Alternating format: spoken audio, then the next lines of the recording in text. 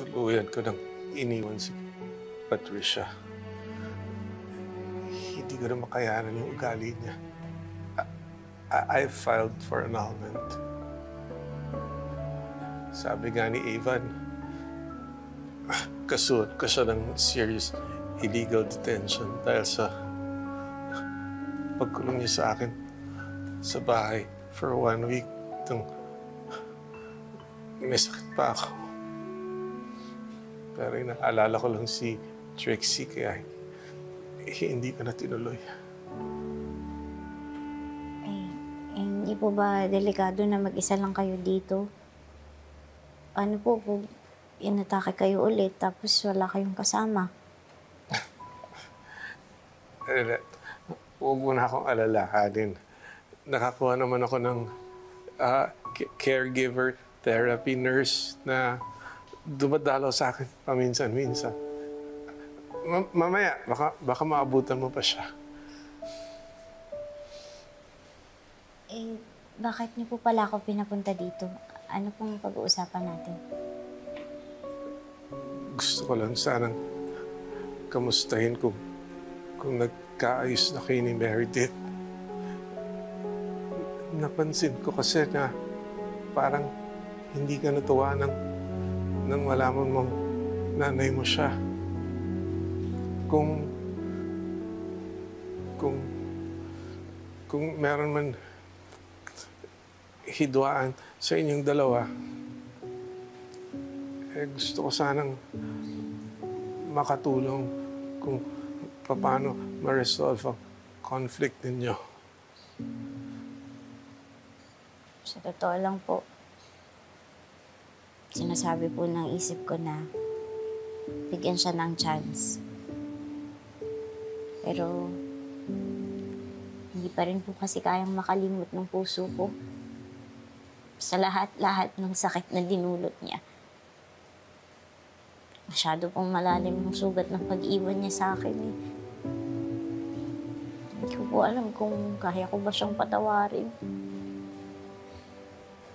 Pero sa laki ng kasalanan ko sa'yo, nilihim ko na anak kita sa mahabang panahon.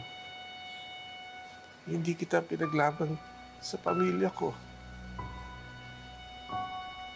But you forgave me.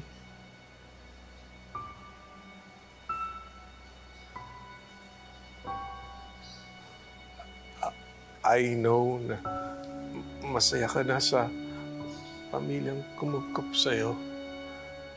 At parang tunay na ina na ang turing mo kay Ses.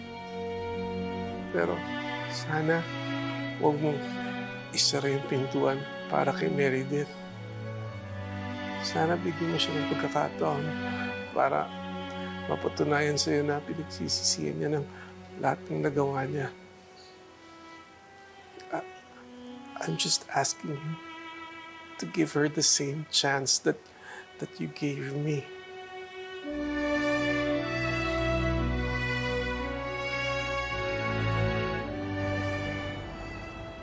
Buwisit talaga yung Ses na yan. Until now, I can still smell the dog food all over my body. Nako, alam mo, hindi ko siya mapapatawad. Dapat kasi sinabihan mo ko na pupunta ka doon. E di sana nasamahan kita. I'm sure, walang binatbat si Manang Ses kapag pinagtulungan natin siya. Don't worry. This is not gonna be our last face-off.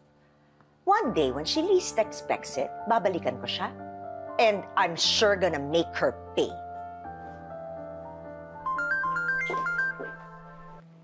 Hailey. Hey, what's up?